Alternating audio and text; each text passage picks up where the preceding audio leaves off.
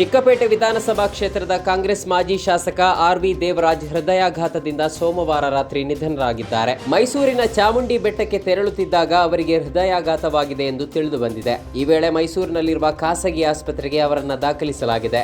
ಆದರೆ ಹೆಚ್ಚಿನ ಚಿಕಿತ್ಸೆಗೆ ಬೇರೆ ಆಸ್ಪತ್ರೆಗೆ ಕರೆದೊಯ್ಯುವಾಗ ಕೊನೆಯುಸಿರೆಳೆದಿದ್ದಾರೆ ಎಂದು ತಿಳಿದು ಬಂದಿದೆ. ಭಾರತೀಯ ಮಹಿಳಾ ಹಾಕಿ ತಂಡದ ಮುಖ್ಯ ಕೋಚ್ ಹರೇಂದ್ರ ಸಿಂಗ್ ಅವರು ವೈಯಕ್ತಿಕ ಕಾರಣಗಳಿಗಾಗಿ ತಕ್ಷಣದಿಂದ ಜಾರಿಗೆ ಬರುವಂತೆ ತನ್ನ ಹುದ್ದೆಗೆ ರಾಜೀನಾಮೆ ನೀಡಿದ್ದಾರೆ. ಅವರು ಕಳೆದ ವರ್ಷದ ಏಪ್ರಿಲ್ನಲ್ಲಿ ಈ ಹುದ್ದೆಯನ್ನ ವಹಿಸಿಕೊಂಡಿದ್ದರು.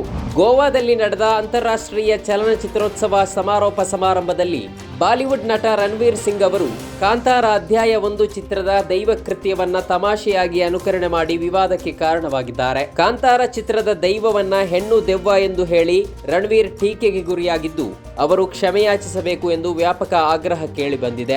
ಕರಾವಳಿಯ ಹಲವರು ಸಾಮಾಜಿಕ ಜಾಲತಾಣಗಳಲ್ಲಿ ರಣವೀರ್ ಸಿಂಗ್ ವಿರುದ್ಧ ಆಕ್ರೋಶ ವ್ಯಕ್ತಪಡಿಸಿದ್ದಾರೆ.